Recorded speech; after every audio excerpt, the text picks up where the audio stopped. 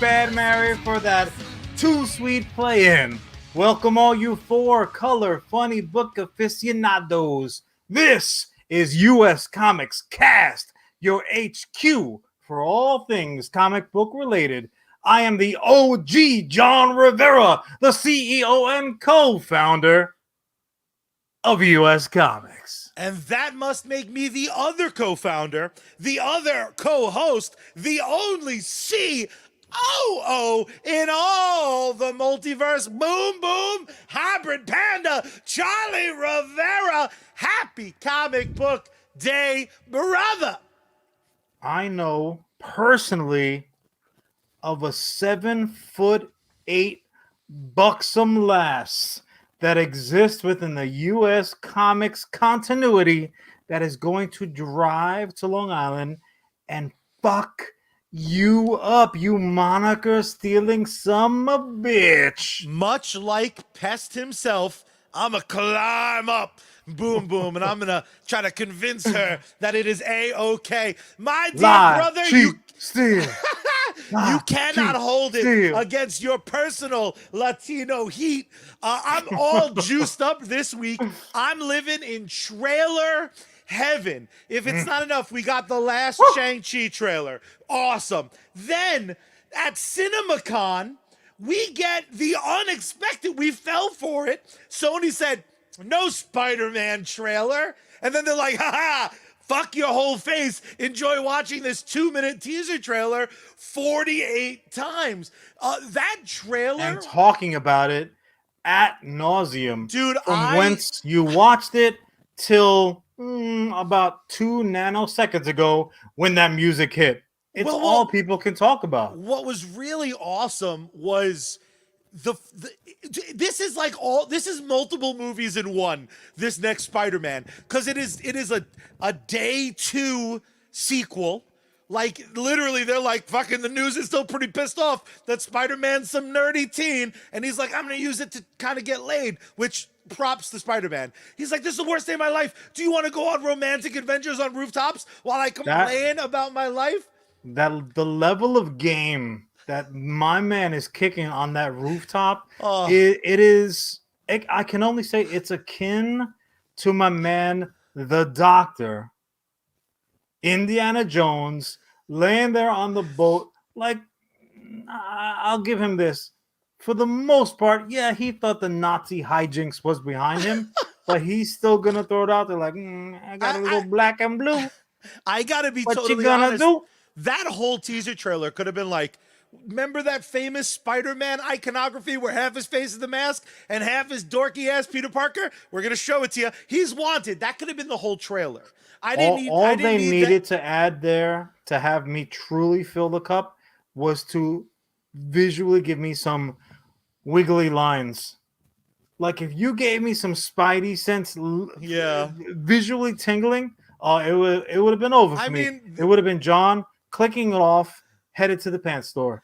And then, if that wasn't enough, John needing to go to the pants store still happened, because then we see an all too familiar Pumpkin Bomb click-clacking into frame. Not only a sequel, this is a legacy sequel. And then that might have been the worst Goblin laugh of all time. I liked it. I still liked it. I'm but ashamed. That's because I too have been drinking. I'm gonna grab a knee and sit the next couple of plays out and just think about what I did. You can't do it. Let my team down, man. You can't do it, because just when we think that's that's as crazy as it's gonna get, straight up, my boy Alfred Molina is like, "What's up?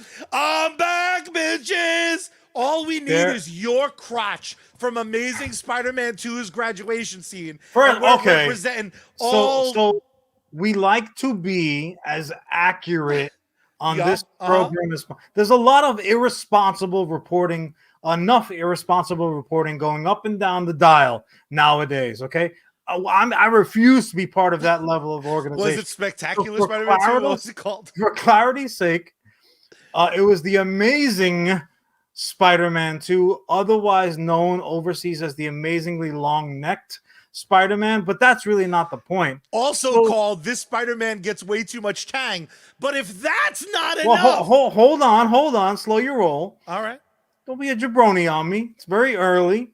So we earlier reported that whilst naturally I was paid for my appearance, my crucial turn in the Amazing Spider-Man 2, just John Dong, that it was just Schwarzenegger that made it to the screen. However, hey, I sent Charlie. Aunt May, yeah.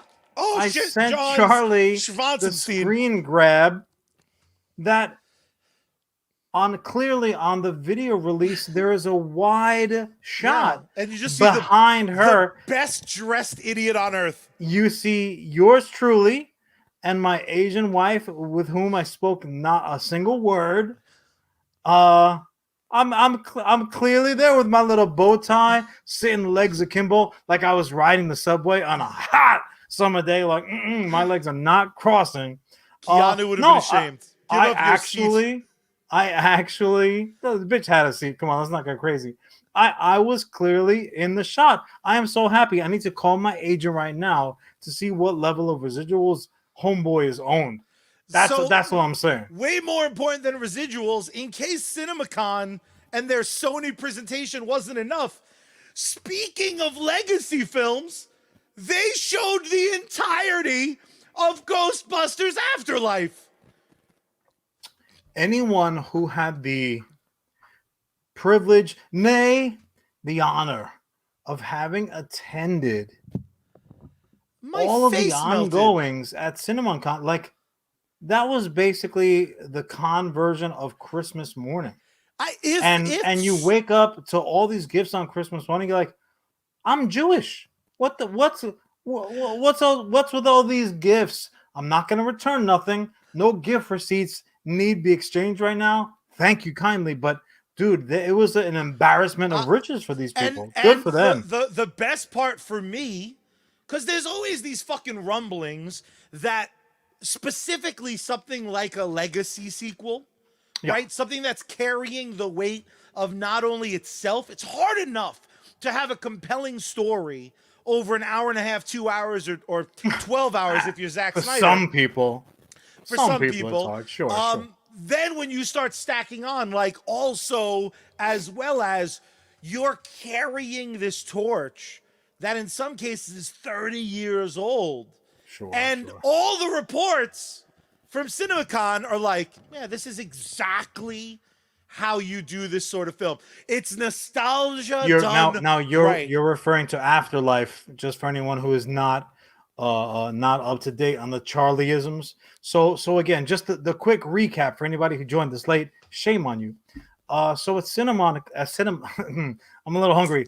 Not Cinnamon. At Cinnabon. Like, damn, John. Dude, if there was a Cinnabon convention yearly, I would have tickets. I would get the 4-day pass. I would be on every fucking panel that they had. I call shenanigans. They rolled that shit. They rolled it for I'm sorry, go ahead. You scan your little badge, they hand you a fresh Cinnabon, you have it with a 9-liter Sprite, and you immediately go home because you have violent poops. First of all, use your head, bro. Use your head. If you're gonna try to come at Cinnabon, come correct. Because if they have Cinnabon Con, half of the fucking at the Javits Center, literally half of the floor downstairs are lined up toilets. Just boom, boom, boom. You don't have a Cinnabon convention and then say, oh yeah, we've got one bathroom upstairs, one downstairs. No, what's the matter with you, Charlie? Use your head, man.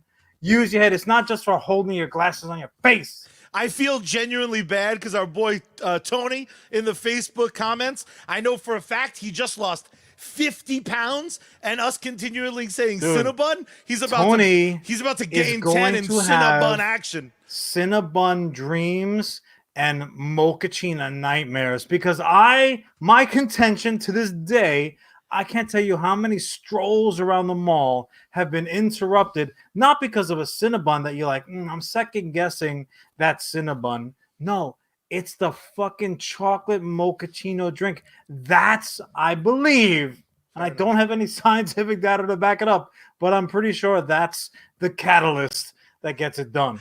That adds up. But my dear brother, I know, you are part-time brother in slime. Have you, one, did you read the reports? Of course, I know you checked out the Spider-Man trailer. Come What are your thoughts, on. man? This legacy stuff, it's a constant You topic know on this what? show. It's interesting that you bring it up, Charlie, because you have almost like someone prepared you.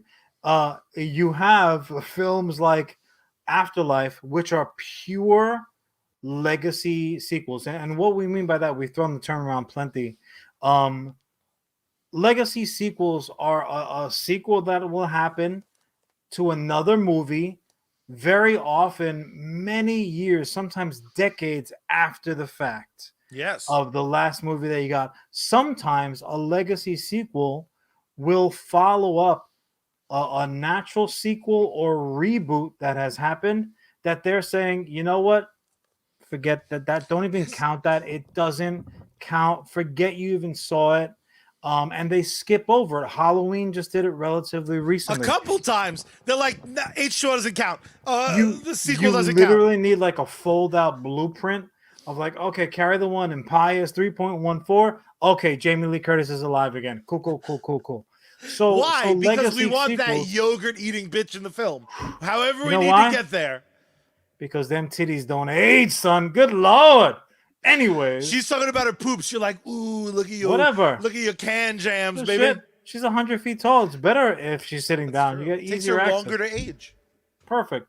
But yeah, so legacy sequels take place well after the fact, sometimes jump over, but the point is that, you know, they say like leave them wanting more. Or like the anticipation of a thing makes it inevitably sweeter. Like right now the Mets can't help it, they fucking suck. We haven't won since 1986. I do believe eventually one day, certainly not this decade, maybe not the next, but one of these days we will win a World Series again. Probably by mistake, it'll be another Buckner pass ball situation. However, that being said, since we've waited so long, right? Because we've waited, it's going to be that much fucking sweeter. And that's what legacy sequels do. Now, it's interesting because Spider-Man both is and isn't a legacy sequel. It's like a cheat its code. own thing. But Flash is going to be the same shit. They're like, what do you like? Where's Batman? Get us a Batman. That is the funniest fucking thing about it. It's literally like a you know, it's like we were writing letters fucking since paper was invented, and they're like, nah, we got a telephone, and fucking two guys like, you know, I have a telephone too. What? Where were you yesterday? We didn't have shit Suddenly, yesterday. Today we have two. All sorts of motherfuckers trying to give me electricity now. I've been by candlelight for a goddamn millennia, bitch. Oh, you had it? You flip on the lights like, oh shit, I'm married to her? I had no idea what she looked like. She looks way better by candlelight. What are you doing? Take this electricity shit out my house. Take it out my house. Is it copper wiring? All right, I'm going to take it down to the docks and sell that shit myself. The fuck out of here. But like, so something, what's screwed up about nostalgia in general is it'll carry you for a little bit, but it's never a guarantee. You're still playing with like a loaded dice. You don't get the set. You have one die that you know is going to be a 6. It's a calculated risk, and if you peer over my right shoulder, you'll know I am a huge student, as it were, of the professor, of Indiana Jones. And for the longest time, I was like, give me another one. I want another sequel, mainly because what do you want? CG monkeys? Get the CG monkeys for John. Professional opinion, their sequel order actually improved. So Raiders is clearly the king of the mountain. Temple was a little cartoony. Even as a kid, I'm like, yo, this is like 4-color funny book level shit, right? Then you had then you had a far more grounded story, relatively speaking. But with Last Crusade, it kind of got more to its roots. So if anything, it was not like that's a drop off. Where like Superman, one could argue the original Superman movies was like a drop off, somewhat gradual, and then it fell off the fucking cliff. Raiders, Indiana Jones, it kind of did like a little bit of a stock market thing. Then that sequel that I've been begging for, Crystal Skull just wasn't what I was hoping for. We'll leave it at that. So it's a calculated risk. You monkeys, say, mommy, mommy, mommy, mommy, mommy, mommy. She's like, what? You're like, nothing. I love you. Tee. That was you looking. Risk. That was you. Yeah, but what I find interesting is lately it seemed like a puzzle that hasn't, in my opinion, hasn't been fully unlocked yet. And now we're getting like 2.5. I guess just 2 because it's 2 halves. But the Star Wars 2 halves would be 1. Well, yeah, but it's that and a fucking full at bat, bitch. Because I was thinking Flash, Spider-Man, and Afterlife. Afterlife is truly a legacy sequel. It's a true legacy sequel. The other two are like another 50%. The Blade Runner sequel, that was a legacy sequel. Yeah, but it didn't have to do any hopscotch. It was just like you just had to wait. But Blade Runner, Prometheus, Star Wars, all of these, while they have fans, all of them, I think by and large, in hindsight, are considered unsuccessful. And with Star Wars, unsuccessful in what sense? Like you have to quantify that. Yeah, not in general consensus. The general consensus is the Star Wars prequels were not as good as 4, 5, and 6. Sure. The general consensus is the rest of the saga, 7, 8, and 9 weren't even as good as the prequels. Well, that's the thing. So we got the. I'm just gonna speak for myself because I think we've clearly established I am the fucking expert on most things. So we got the prequels, and Charlie and I were there day one, right? However, once we got outside of that in the parking lot, that moment, the second that we got out, we started like, you know what, this could have been better, or that could have been better, and Jar Jar was kind of a punk. So at the time, it was a clear delineation. You're like, well, these were something. They were not as good though. Certainly not as good. Now that was the consensus, I think, at least amongst my fan friends. Whatever. Then this new quote unquote trilogy, which is being very generous because they are connected by the most tenuous of sinews. These new movies come out, and people are looking back now on the Clone Wars and all that shit, and they're like, you know what, those weren't so fucking bad. All of a sudden, by comparison, we only had the original trilogy to compare them to. Now we also had a newer trilogy to compare it to. You're like, you know what? Maybe if you warm it up in the microwave with a little bit of butter, that's just not so bad. You make a Thanksgiving sandwich, it goes right down. Yeah, but again, with that hindsight in mind, again. Did you put Paul's comment up? I did. Paul is with us in chat, watching over on YouTube. Thanks for joining us, cousin Paul. Paul has admitted to not just his loving cousins, which we can forgive anything, but to the larger listening and viewing audience, the fandom, as it were, of U.S. comics, that Paul liked Crystal Skull. And Paul, you know what? I'm going to need you to sit the next couple of plays out. I want you to think about that. See, the problem and we'll is get back to it. The problem is, while Paul is very quickly becoming famous in our pre and post show conversations for his excellent contributions, he's going down a dark path, very similar to Ellis, who just a few minutes ago very sincerely said Superman 3 was awesome. So we're just building this menagerie of viewers and show friends. See, awesome is one of those terms where you certainly if someone came to me and said, hey John, what do you think about Superman 3? My first whoosh, out of the holster, like a quick draw McGraw, would not have been awesome. It was awesome, Ellis. It created awe. Like you felt awe. Maybe, you know what? Maybe it did. People can be filled with awe for different reasons. It just depends what piece of arm candy he dragged to the movie and was whisper explaining everything, because he likes them pretty and not so smart. I know your game, Ellis.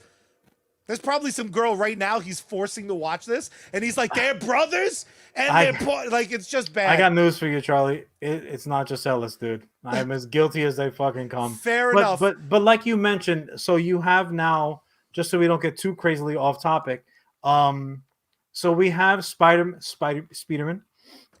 Jeff Spiderman.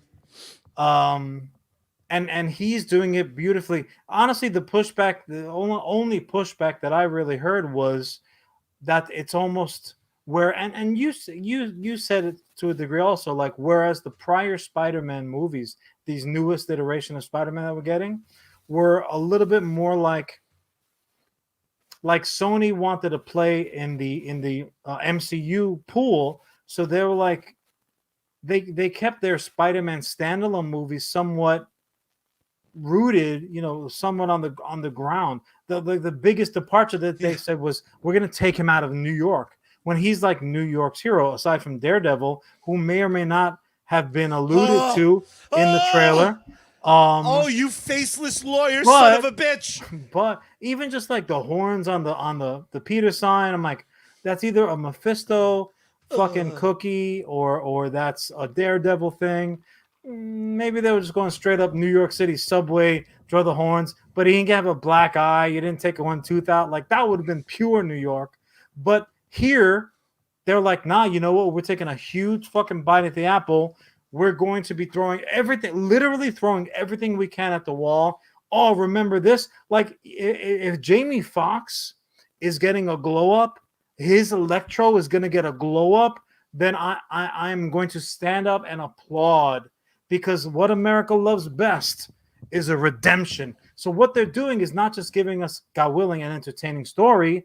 Doctor Strange, he messed up a spell. Friend Casey threw that. He's like, so every story with Doctor Strange, it's because he fucked up a spell. Like the comics. No, it's not. That but 50% arrogant of it is. Yeah. And friend Jordan, contributor Jordan, said it too. He's like, Doctor Strange is always fucking shut up. Just because he's the best wizard we have doesn't make him good at it. That's not some easy shit, bro. He's no Harry Potter. Chess. It ain't checkers. He's no fucking Harry Potter. I like it. If anyone gets that drop, go ahead and DM me and we can be best friends. With all of that being said, I'm going to need you to make a bold prediction where not only are we living in the summer of punk, not only are we living in the fucking return of my boy, but we are living in the it took a long time this time. It took longer. I'm gonna say. It took longer. As a man who is not known for quote unquote taking a long time, you held out pretty good. Maybe you've been having a couple of Alex Guinnesses yourself. That's exactly right. But I'm going to ask you for a bold prediction.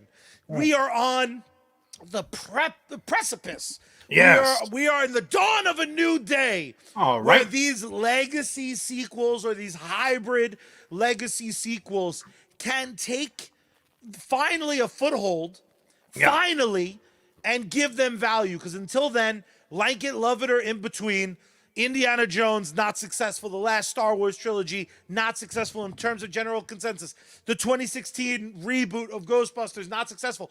Are we about to start seeing dinger after dinger after dinger of these films finally being worth their hype?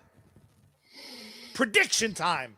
Not one or two of them. No caveats, rule. No like asterisk, nothing. What's the rule going to be when we look back at this era?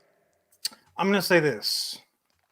I'm going to boldly go where no John has gone before. I'm going to err on the side of optimism. I'm going to say, yes, we are indeed, if for no other reason than Michael Keaton getting back under the cowl, I think that absolutely, yes, we are seeing the birth of a new era of successful legacy sequels. And I'll tell you why. This is not just throwing some shit out on the wall and seeing what sticks. It all smells, but some of it sticks. The reason why I think that is actually, I'm going to go back and I'm going to borrow a Charlieism.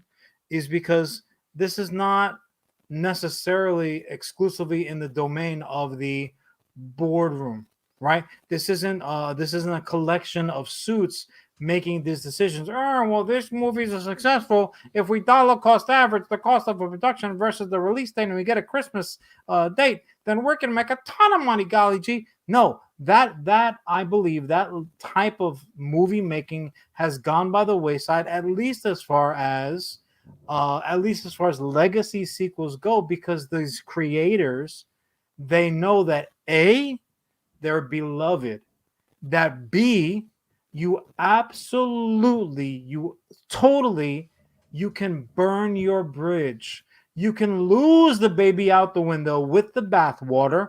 You can fuck it up. You can make a movie that is so bad that people take the original that they loved and just don't revisit it. You're not going to get any more of their money, which is ultimately the most important thing to these folks. So you have people who love the content making the decisions on how to approach these things. And I believe the newest Indiana Jones installment is going to say as much. But also, as well as, like Charlie had mentioned prior, you have people who love the content as the creators. They're the directors. They're the script writers. They're the production team. They're the performers. In front of the screen, in front of the camera, also. So yeah, I think we've entered that era, replacing the error. I think that I think we're living in a land of positivity. I think what we have to look forward to are the best of the best legacy sequels. I am going to not join my brother in his prediction. Instead, I'm going to join our brilliant chat and one of my favorite people when he agrees with me. But I'm going to join Ellis, and I think what we're going to have is we're going to have a couple home runs. We're going to have a handful of grand slams. Oh, sweet little baby 4-ounce Christ led Ghostbusters Afterlife be the most glorious legacy sequel of all time. He was a man. He had a beard. I assure you that the suits will show up. And they are going to run that nostalgia wet rag. They're going to run it ragged. We're going to see the new Blade movie. They're like, we can get Wesley Snipes to show up because fucking multiverse. Because the suits will claim that it's because it's what the people want. But we all know one thing. If there's nothing else, my dear brother, that I can assure you is that those fucking suits only care about money. And them saying otherwise just proves further that they are liars. Just like one of your former heroes, George Toy Boy Lucas, because that motherfucker is a liar. How do we know that? Because Han shot first. Clink, clink, motherfucker. Salute. Oh, woo! Well, I'm all hyped up. I'm hyped up. I know you're hyped up. Tell me when you're ready for me to start your time. You know what, Charlie? You just may as well go ahead and fucking start my time. There it is, sir. Nice. See? What are we talking about? The anticipation. So Charlie, as he is wont to do, buried the fucking lead like he was Joe Pesci grabbing the lie and the shovels after he shot up my boy at the card game just for taking too much time with the drinks. Charlie buried the lead, and he did indeed drop the fact that the Shang-Chi trailer also as well as dropped, and it was not just the fact that it was a banger, okay? Not just the fact that it is, for all intents and purposes, the entryway for Asian faces, Asian voices to enter the fray of the Marvel Cinematic Universe. To say that it has not been the case, I mean, maybe we got a little bit of action with my boy from Fresh Off the Boat and Ant-Man and WandaVision. Truly, they have been, as a group, Asians have been riotously underrepresented. Marvel's so white. You know what I'm saying? You know what it is? I don't come a place where like there's evil mustache twirling Yeah, I agree with bad you. guys thinking like, it would be a good idea. Let's not have these particular group in. I don't think that's the case. I think that truly it was just no one took the time to say, hey, what would be a great fucking type of story?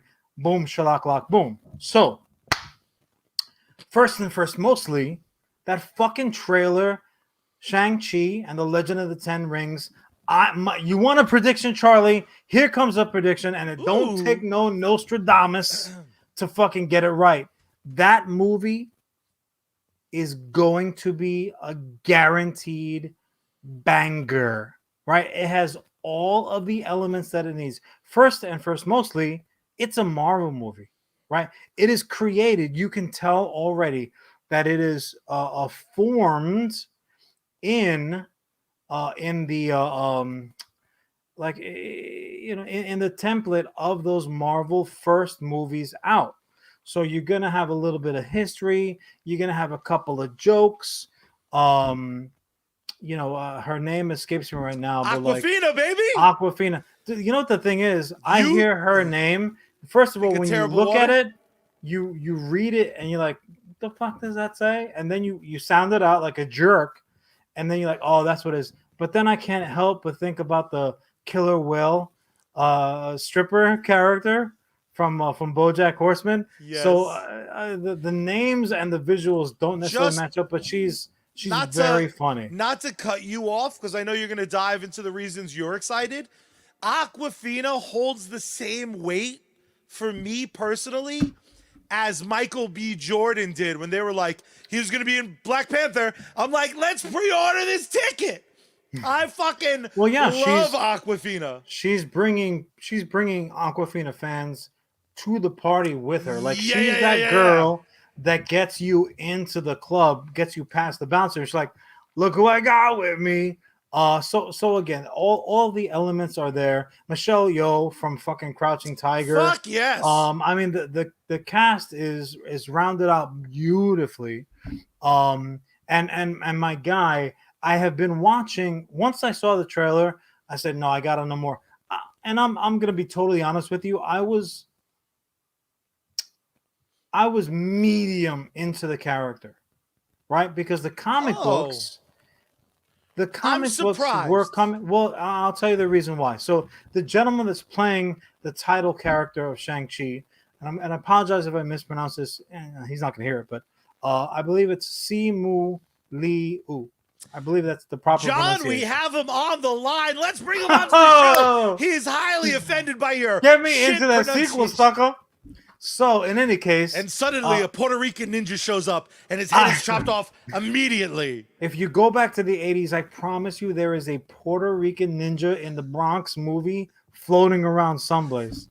Yeah. So yeah, I jumped on and I said, let me check out. So he's done only a handful of interviews, and what a perfect freaking guy to portray a little known Marvel hero. Now, the reason why I say that is because I believe most people are coming from my school of thought.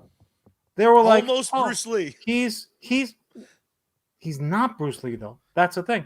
I this guy I know, Steve. He actually you probably came across his way because he was a manager at KB Toy Stores, and God knows we could barely get Charlie out of KB unless he was kicking and screaming or you promised him an ice cream cone. That was the only way he was getting out of that store. Fucking a toy or a cone, bitch. That makes sense. So he's over there managing KB Toy Stores, but like most of us, he's doing one thing and aspiring to do something else. Aspiring comic book artist, very talented. His gimmick, he conceived of a straight up Bruce Lee comic book. So he had panels and pages and one shots up the yang. I had seen his work multiple times. I was young. I was 17, 18 years old, maybe. But that being said, it was as if someone penciled stills from any number of the Bruce Lee amazing flicks, because I love Bruce. So one story I will watch 48 times in the 48 different versions. So I have that sitting on my brain like like a fucking bird sitting on its egg, waiting for it to hatch. Then on the stacks, there's Shang-Chi. Very rarely in a standalone. He's usually always as like an aside, like as a not a tag along, but an add-in And to here's some kind of story. Shang-Chi. Remember him? Yeah. Always looked fucking different. And my thought was, I love kung fu. Love kung fu. I love the fucking rings as a weapon. I think that is like the coolest shit ever. Whoever's idea that was deserves a cookie and a Look, hug. if you wanna run around in the kung fu world narratively, there is a ton of meat on that bone. There's like more meat on that bone than the fucking brontosaurus chop that they bring out and they put on the Flintstones car that tips it over. That's how much meat is on that fucking bone. But he was as cool as he was. He wasn't Bruce. So to me, he was like, he wasn't Fruity Pebbles. He was like colorful rocks, off brand, like a shelf below your Fruity Pebbles. It's in the bag. So, like, I need something in a box. Yeah, please. come on. If it doesn't stand up on its own, literally and figuratively, I'm kind of not interested. But it's 65 pounds. It's like dog food. So I was okay with him, but I was never super into him. Now, the irony is this. I fucking love kung fu movies. I'm a kid of the 80s, kid. Ninja, you could put ninja before, after, or in any combination of middle sentences. Make make it a word in any particular sentence, and 80s kids were like, here you go. And those fuckers did. There are movies from like 83 that are like Ninja Kill Ninja, The Ninja Story. Ninja when I said it before, I mean it. I almost guarantee you there is a Puerto Rican ninja in the Bronx movie on somebody's VHS tapes collecting dust right now. It's just like a warehouse full of them. But you know, I'll throw it right back to you, Charlie, before we go buck. You're telling me that as a character, you're like, yeah, Shang-Chi. I don't remember you having Shang-Chi cheats. I don't remember you having any Shang-Chi toys. All of those characters to me are all just like not quite Bruce Lee. Whoa. So used what do you mean all of those characters? Oh, Charlie. Touche. Charlie, it is early to get canceled. All of there hasn't been a fighting game that hasn't been like, here's Juice B. Like all of them, and even the good ones, like Liu Kang was just a Bruce Lee ripoff until they wrote him a story. Was it Juice B? Is that because you want to start a bee farm? All I can picture now is a bumblebee. Now I'll give you credit.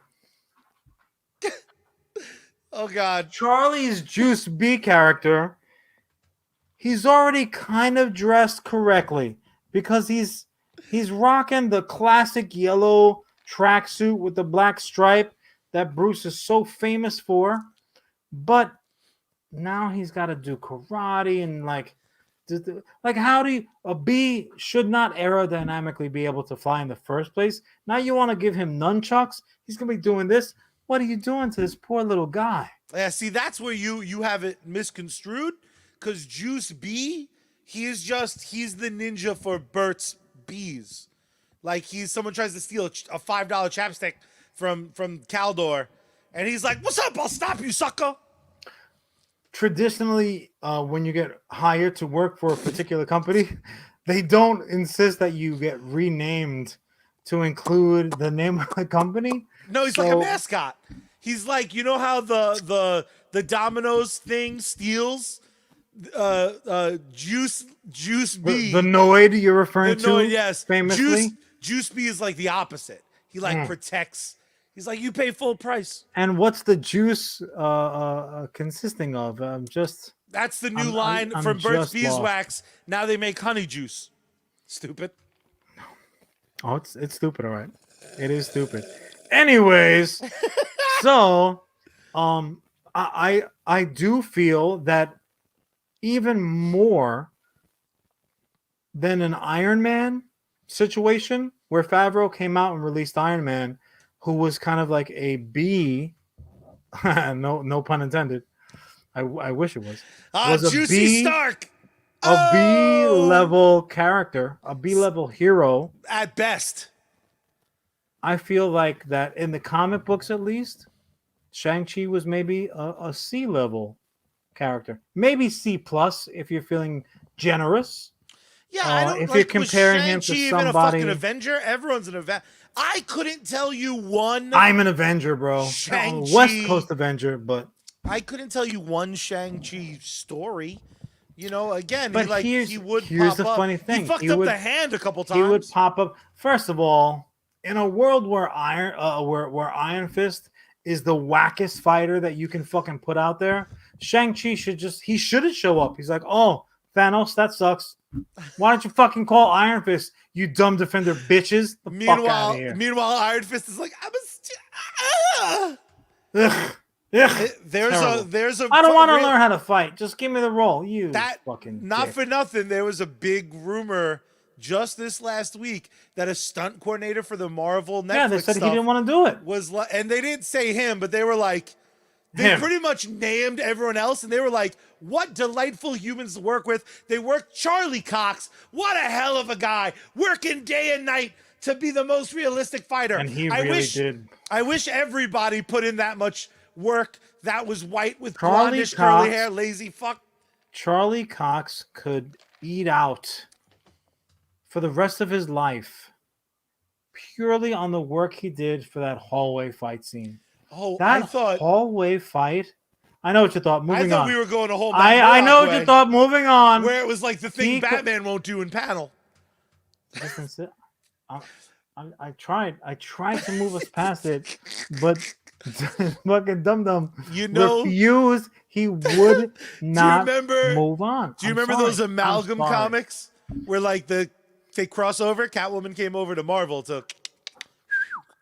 Anywho, but the reason, considering that he is at best, that's funny, at best a C plus character who is now getting the big screen treatment, the way that they're doing it, following that Marvel model, which has been nothing but successful, you cannot argue the point. I don't want to fucking hear it.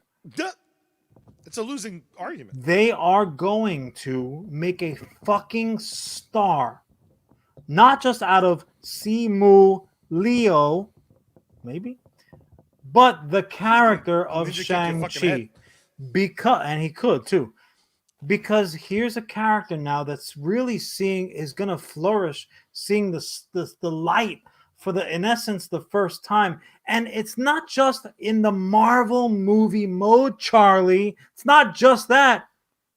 It is a damn kung fu movie. Here we are in 2021, and I am getting a straight up 1985 Channel 9 Kung Fu Theater fucking movie, brand new.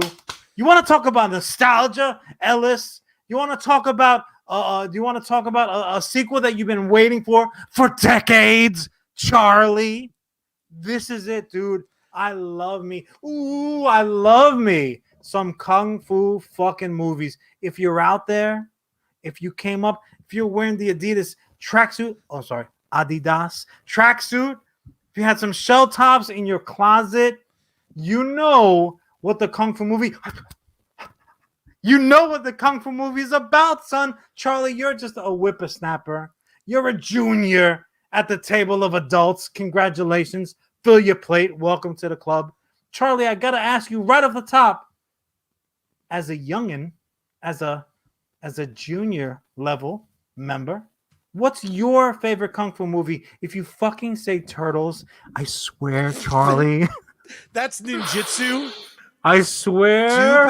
Stupid. So here's the thing. Kung fu movies, just to clarify, and anybody in the chat, anybody who's listening, you can DM us. If someone else is listening in the car and you overhear them, jump in the car, tell them what you're thinking. Kung fu movies, quote unquote, it's not ninjutsu's fine. Some Daniel-san crane kick, illegal move bullshit. That's okay. You can have any level of martial arts. I wouldn't go so far as to nerd out and say it's a martial arts movie. No, they're kung fu movies, even if the martial art is not necessarily kung fu. So once again, I'll throw it to you as I clear my throat with some Alec Guinness. Favorite kung fu movie? Go. The problem is, and our comment section brought it up, it's like American-made kung fu films are terrible. I don't give a shit if it was made on Saturn. Favorite kung fu movie, period. Go, stop stalling. It's because of you. It's notoriously considered one of the weaker Bruce Lee installments.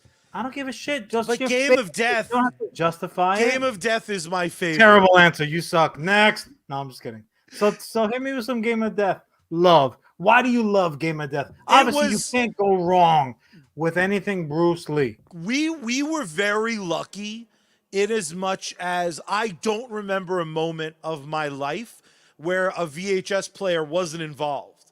And we're very close to a library, and our parents really just wanted us consuming things. In my case, it was also like Fritos, but also as well as there was never this insistence upon like read Charles Dickens. It was like, what do you want? So the first time, Charlie, they just wanted you to shut up. That's they hard would to have do. let you do anything. It's hard to do.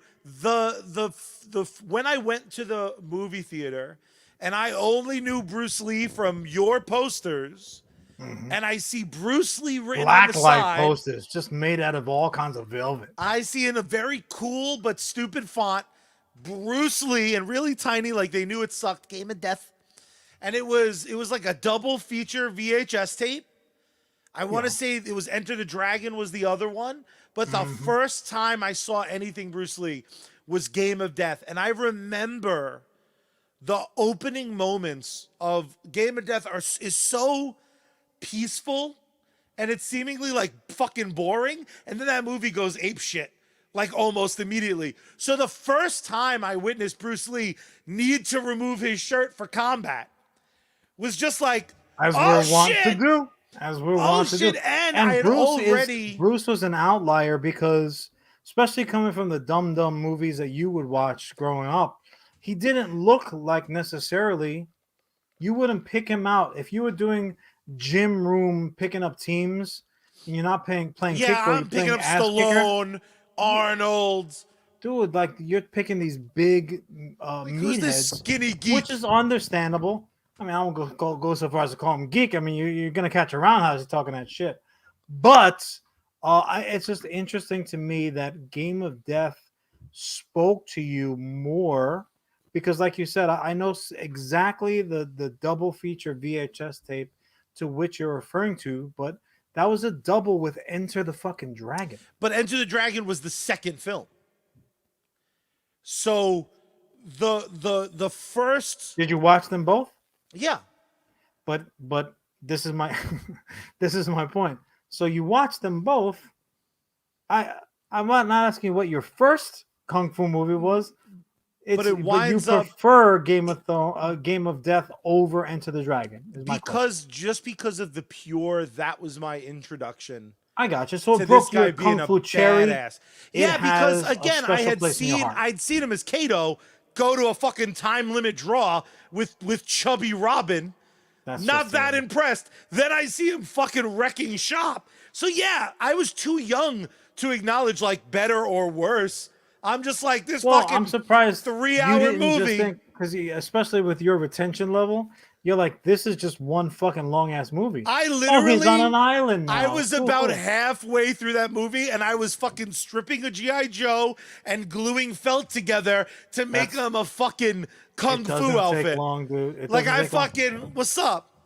Now that being said, those movies, Bruce, criminally, we lost Bruce Lee far too early. But like we're talking about these movies from like the mid 70s at that point. Like these are vintage John level movies, and I really came up on even the kung fu theater that I made mention of Kung Fu Theater was like Channel 9 early, early on a weekend. They would just play fucking random kung fu movies with like the classic goofy overdubbing. That's, I think, honestly, I think. Oh, you gotta be kidding! My time is up already. Charlie with his bullshit game of death. So you got 4 minutes, I bud. think that the reason why anime dubs get so much hate is because of I think it's a carryover effect from the kung fu flicks. Charlie, I have like a laundry list, so I'll just wrap through them. So we didn't just have Charlie's 2 movies from the 70s. We had in the 80s, we had we were overtaken here in the States with every damn ninja version that there was. Oh, your mic cut out. Did you unplug your mic? You might be muted. You're muted or unplugged. Yeah, I'm gonna talk over you. Nope, you're. I don't hear you. Oh, there you are. Yeah. So, again, in the 80s, we had a fucking ton of them. Again, Charlie, Game of Death, and Enter the Dragon. But even recently, we've had somewhat recent, like 90s, early 2000s, freaking Once Upon a Time in China is a straight banger. Most people haven't seen it. Shame on them. I don't know. I could probably do like a full hour and a half on it. We'll just leave it at that. Give me your top 3. What? Any All right. who is not excited for the kung fu genre to re-enter the consciousness, the American movie going consciousness. Crouching Tiger, Hidden Dragon, we made mention of. That's a kung fu fucking flick. It was winning Academy Awards, and no one tried to replicate it. Really, hold fucking. You can't. You cannot replicate that movie. The closest, I would argue, the closest that we would come to replicating it was something like The Matrix. But whereas The Matrix had outstanding action sequences, their story was so otherworldly that it dominated your attention span. You almost couldn't appreciate the kung fu that was happening. And credit to Kanunu because he really did train. That motherfucker don't mess around. You almost couldn't appreciate some of the magic that was going on. You want to talk about wire work? That this is invented for a fucking genre of kung fu movies, and Shang-Chi is just, frankly, is maintaining that magic. The fucking I'll leave it at this. Anyone who's unfamiliar, like John is just blah blah blahing, go out and watch the 36th Chamber of Shaolin. Okay, so not just was it the gave birth to the fucking Wu-Tang Clan, not only did it give birth to some of the best rapping names on the street, it really speaks to it's King of the Hill. It really is for me. I mean, there are others that are masterful out there, but if you want to really have an understanding of the genre, you watch that fucking flick and you're gonna be like, all right, I get it. And if Shang-Chi even has a taste of something like that, if they can grab the smallest little dangling of it all, then they would have brought back one of my all-time favorite genres to the big screen. Obviously, I could not be more excited. I the more I see from this cast and their excitement, oh, my engine is fully revved up.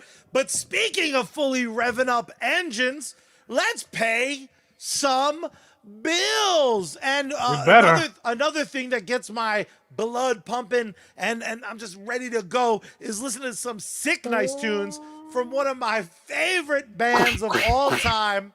And that, of course, is Bad Mary. You can find them on all social media at Bad Mary Band. You can support them financially over on patreon.com/Bad Mary. They have a limited edition t-shirt right now over on badmary.com. Already ordered, baby. You only have a few days left, so go show some love.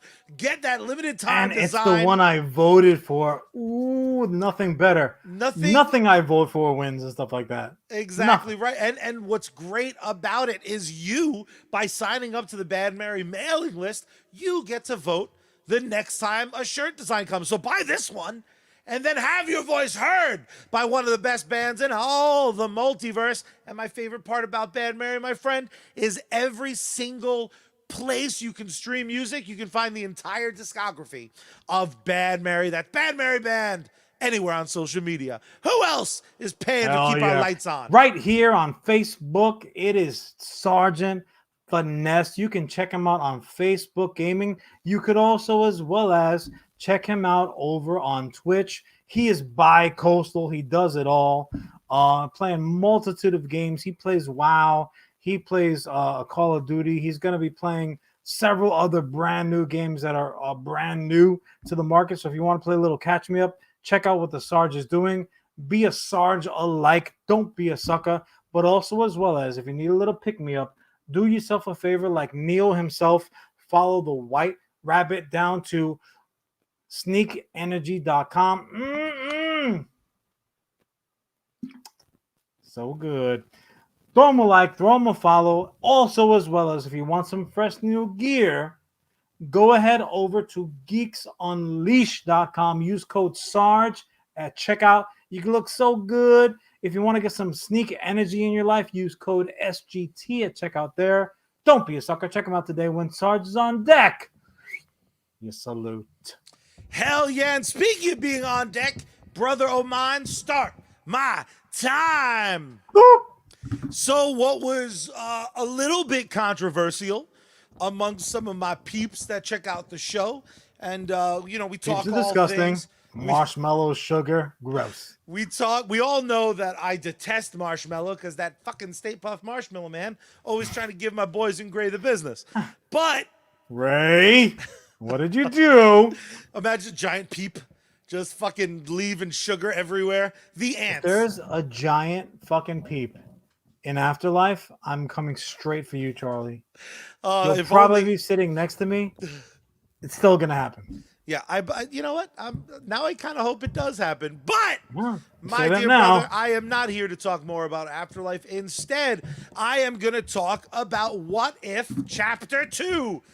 The second episode of What If, I was very, very honest, and I did not like the first episode of What If. And the second episode... All right to be wrong. The second episode not only changed the direction of my ship, it also fully quantified what I didn't like about the first episode.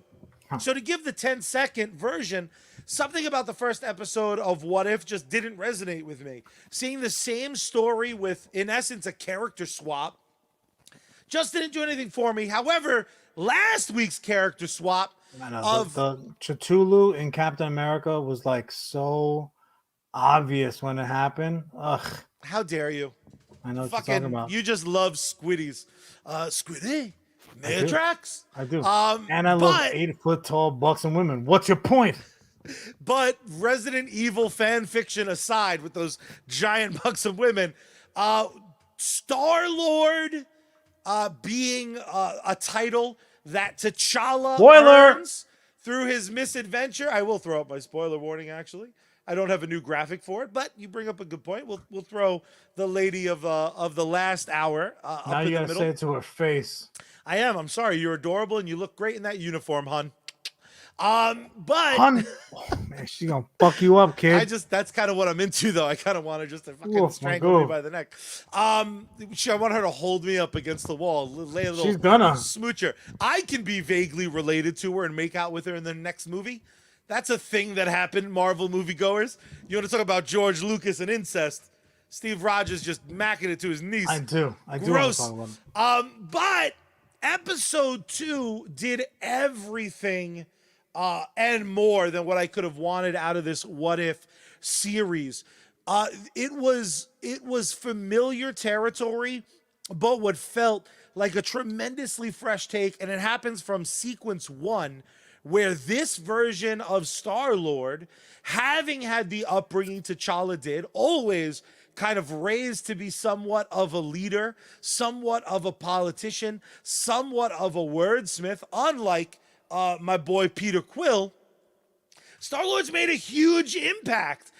We find a world where Thanos not only doesn't want to go on his people eliminating snap spree, homeboy is a Ravager. Thanos is just a guy from Motown who was ahead of his thing because he's just a snapping fool. But what was amazing was seeing the tremendous impact that, and it is the thesis statement of what if you change one thing, there's a butterfly effect.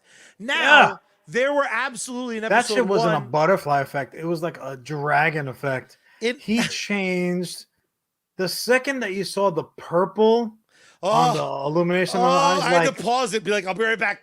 It was just fucking awesome.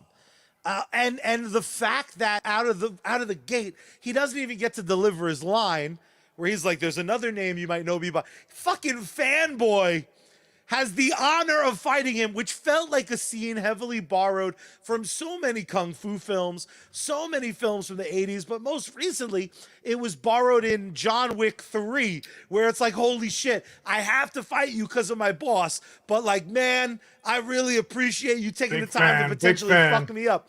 And everything I loved about it, the charm of Chadwick Boseman cannot be understated. So much so, Kevin Feige came out after the episode had aired and had a little bit of time to ruminate, said that they had conversations on the other side of those recording sessions about how to bring some of that lightheartedness, something that we didn't really see out of T'Challa, who had this somewhat dark story arc, a lot of dead dads, and he dies and he comes back and his fucking people disagree with him. What was great about this version was we got to see another side of this character that we had too little time with, but certainly a lot of moments spent with him. It wasn't brand new because you definitely saw it in the standalone Black Panther movie, mainly though when he was with his chicks. Like that you really saw more. The Dora Milaje and him scenes are incredible. You got to see him like with his guard down, with his sister, with his love interest, with the people that he grew up with. It's when he's it very much as a character, he is, even if you put the Black Panther stuff aside, there's the informal version of him. And then there's the formal version of him. Like the one that's putting on airs. Plenty of do-goodingness, plenty of having effect, in this case, not just on a country or on a world, but on a fucking universe. Like, he was, again, we talk about butterfly effect, it was even bigger than that. Almost to the point where, I don't know if you had this experience, maybe halfway through, maybe less than that, I kind of sat back and grinning ear to ear, enjoying every minute of this what if story. What if T'Challa had become Star-Lord? What if he was the one that was abducted instead of Peter Quill? I started feeling a little bit bad for Peter Quill. Me too. It's the equivalency. It was like you are the starting quarterback for the football team, and you're doing your thing. You earned it. Right? It wasn't given to you. You earned it. You're out there, and somebody doesn't pick up the fucking blitzing safety, and he's coming from your blind side, and whack there, and he hits you like third period algebra, lays you out, and now you're hurt. Now you're on the bench trying to nurse your wounds. And the dude comes off the bench. The freshman off the bench has a fucking arm. Off the bench is like, go deep. Nah, go deep. And he is a fucking star. And then your guy is just like, I'm pretty good too. T'Challa was so much of a better Star-Lord than Peter Quill. I already am kind of mad at Peter for not doing what he had to do. with fucking Thanos, but I'm gonna leave that alone because ultimately that's it the worked problem. out They okay. stacked it. He's very open about his religious views. He had a very public divorce in real life. Peter Quill? Oh, you're talking about Chris Pratt. And then on top of it, they're like, also, by the way, he didn't replace Chris Pratt. as your Marvel character, he also is gonna do some questionable shit. Like that's a tough fucking. If but also as if Andy, I was Chris Pratt, I'm watching What If Chapter 2 like this. He has he could no. always throw on the replays of Park and Rec and be like, nah, you know what? I'm fucking adorable. I have bad news for you. What if episode 4 is what if T'Challa had moved to work at the recreation department and he gets married. It's a whole thing. It's a whole thing. Oh my god. He's just also he fixed Jurassic World. He doesn't let the little clone bitch let all the dinosaurs. Janet Snakehole would come running T'Challa's way. Like I don't even know, dude. Like there would not be a delay. But one thing I really, really loved about this episode, and I there have now been 4 Captain Americas in the Marvel Cinematic Universe, potentially 5, right? Because there was one that didn't get acknowledged because of the color of his skin. But you mean individuals who have carried the mantle of Captain America. So one thing that I'm here to translate for you folks. You're welcome. The fuck out of here. So what he means by that is, thank you, John. I really appreciate it. You're the best. One thing that lacked for me in the first episode was just how little was affected by Captain Carter. She filled the mantle oh so well. Hello? Oh God. Hey, what's up, bro? I'm good, man. I hate you. My arm's fine. I hate you. Oh, yeah, I'm with Charlie right now. Oh, you know that? Oh, Charlie, Bucky, he doesn't want to talk to you, but Bucky said to tell you, go fuck yourself. All right. Fair enough, bro. I'll talk to you later. All right, we got bowling on Thursday. Make sure that arm is lubed up. Right, no offense to Bucky, and I sincerely hope he right now is making a You sound like Amy Farrah Fowler right now, trying to say like the indie didn't fucking affect the story. How very dare you? Listen, here's my point.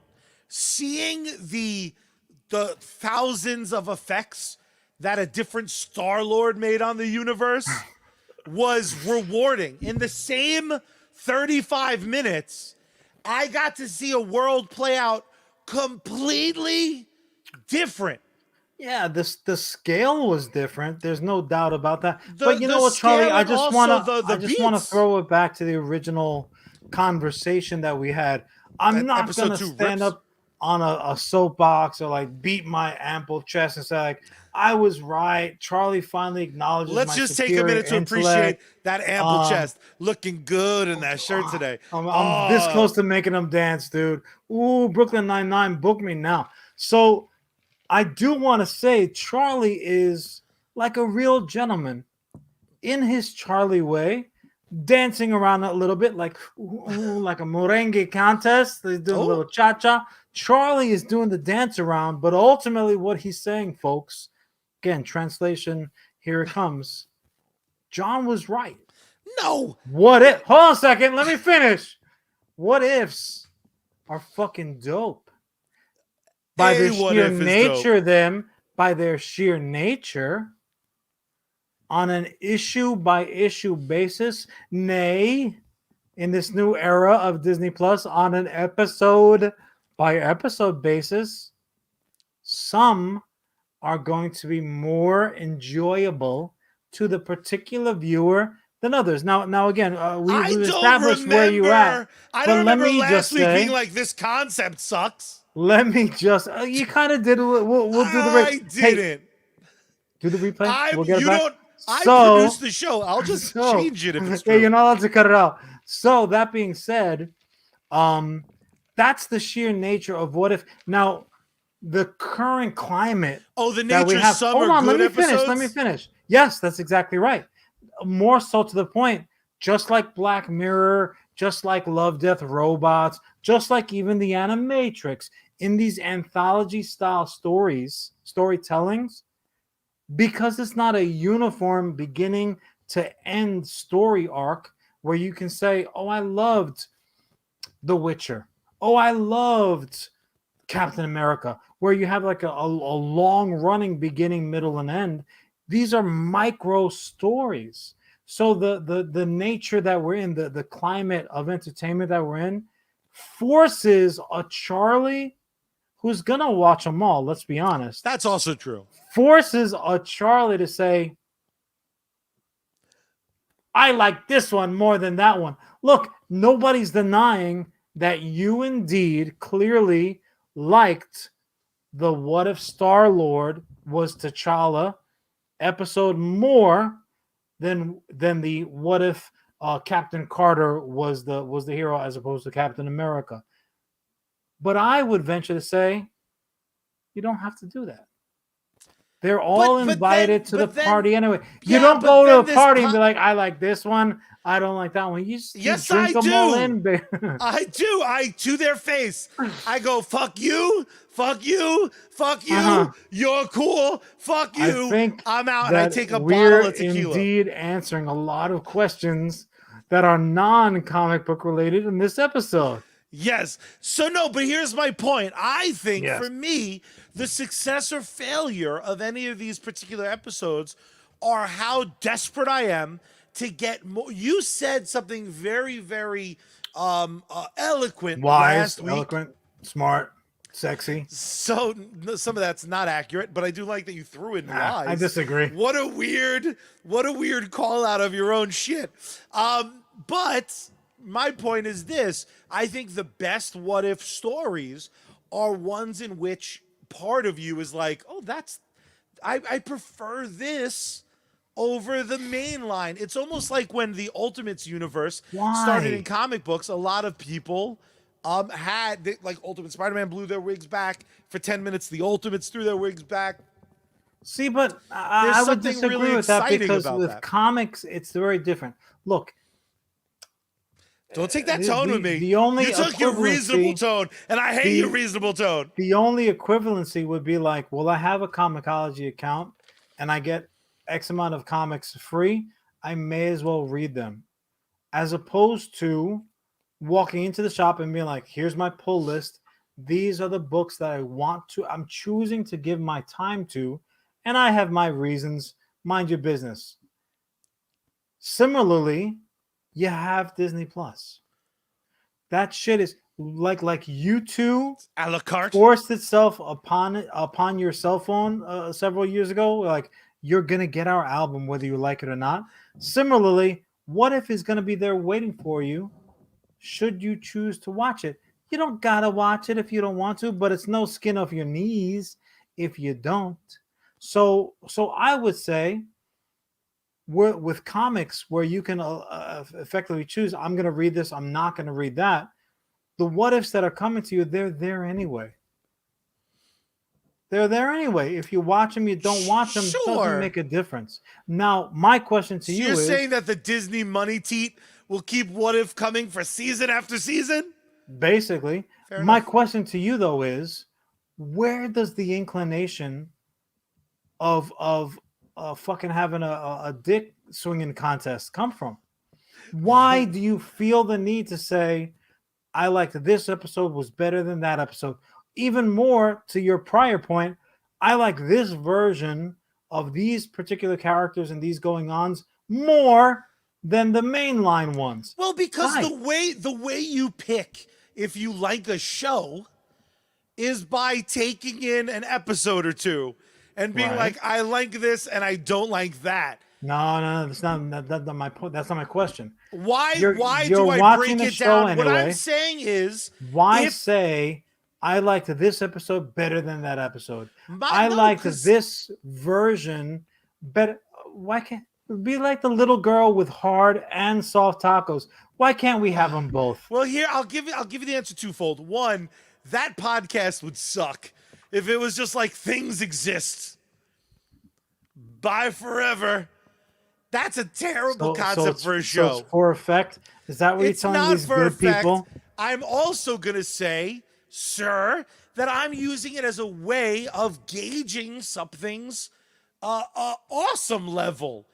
Is for me the what ifs that work best in television form, in comic book form, potentially in movie form, is the reason I love Red Sun more than Gotham by Gaslight, is one world I'm interested in returning to. Yeah, And but we're not returning though. So that's my point. So what the fuck does versus, that mean? I'm so just using it to quantify value. if you but I'm gonna go ahead and deflate that for you very publicly. So you loved Red Sun. You didn't particularly love Gotham by Gaslight, or more to the point, there were Actually, I you like liked Gotham by them Gaslight. both. Yeah. But I let's like just, one whatever the more case than might the be, other. whatever the case, you ranked them, right? You felt the need, like this goes above that. Yeah. Okay. And if your justification is, well, I want more of this, it actually goes back to very much so our legacy sequel conversation, which never happens. Like our topics never tie in, but this actually does. So if your justification is, I want more of that, give me more of that, you gotta be careful what you wish for, because Also true. Kingdom Come, yes, is almost universally diminishing loved. returns. Kingdom stunk on ice. Like I or every Watchmen continuation minus the show. But I'm saying, like, you can very much go back again, as Friendella said. You go back to that well one time too many. At some point, you're coming up with a bucket full of fucking dirt. Some things are better left like that's. Of course. Good. And I'm not saying leave them wanting more. And don't get me wrong, for the most part, I do always say, like, more is more. Yay for more. Like, I'd rather hit that brick wall, and because I don't have to reread Kingdom. But how do you quantify liking things? So you, episode 1 and 2 of What If you saw, which episode do you like better? It's a tie? The fuck fun is that? It's not a tie. I have my personal preference. Which point, though, is, hold on a second. My point is that that's not how I'm going into it. So in other words, so a new episode dropped. Saying I'm crabby? Hold on. So a new episode dropped today. Definitely you're crabby. Like, I don't think there's any question about that. My question is this. You're like, oh yeah. It's more so like both episodes I liked. I liked both episodes. As opposed to I liked this episode more than that episode. No. I liked both episodes thus far. Obviously, I'm a huge fan of the comic book series. It's more to the point where, like, I'll be back next week. Let's see what else you got for me. It's really the equivalent of walking into a restaurant and saying, you know what? Chef's choice. Bring me whatever you fucking bring me. And like, you're like, you know, I've had everything I've had here at this restaurant thus far, I've liked. So they're batting 1,000. Sure. That's my point. What point at that restaurant, batting 1,000, you're loving the meals. Then you have a meal you like. Then you have a meal you don't like. Then you go back. You have another meal you don't like. You go back. You have now your third meal that you don't like. Statistically, 75% of the time you still like or love that food. How long do you go back? How many bad meals do they serve you? Until that number, until that power dynamic has shifted and you've had more meals that you don't like than you do like. So that's if the rest of like, if the rest of What If is terrible, your expert opinion? Are you no your opinion? You watch it and you're like, ugh, this fell off bad. Now you and I are pieces of garbage because we would absolutely watch season 2. Like you saw 2 episodes you liked, and then they do it's probably 8 episodes this season or something. Yeah. So then they do the rest of the episodes you don't like. Season 2, Will you're I still watching. No, why would I be back for season 2? Of See, course not. I'm a piece of that trash. Makes no sense. No, you're not a piece garbage of trash. people. You're a glutton. It's true. And what you're a glutton for is punishment. You're a glutton for punishment, man. Common sense does not occur naturally in these conversations for you in your headspace. It's very. I'm a show me person. Yeah. Oh, you got some dope shit. What do you got? If that first episode did not land for me, it would have taken a fair amount for me to come back for the second one for a few reasons. First and first, mostly my time is precious.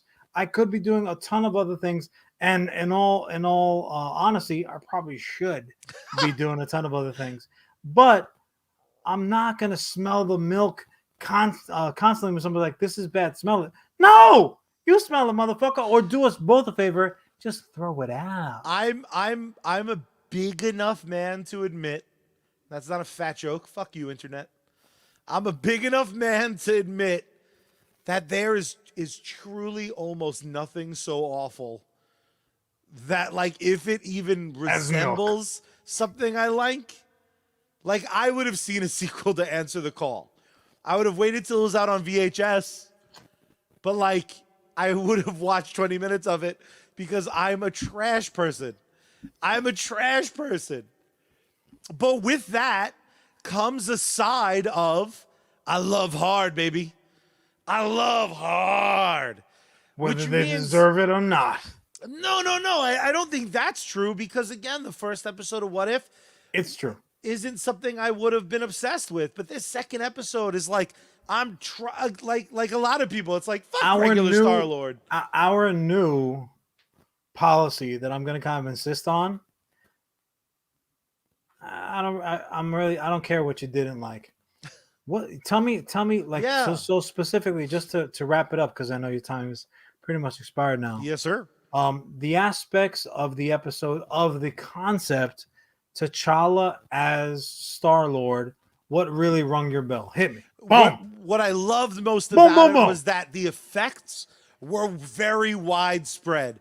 There were almost no similarities to the main continuity Star-Lord and T'Challa Star-Lord. There's the thread of the father figure and the lie and the deception of that entire relationship. Yondu being Yondu. Yeah, Yondu's are gonna Yondu. You know what I'm saying? Doesn't matter the size of the mohawk. But yeah, exactly. Oh, when it gets snapped, my little heart broke. But what I loved is everything else was turned on its ear. And it's so enjoyable to see the worlds play out that way. It truly, truly is this.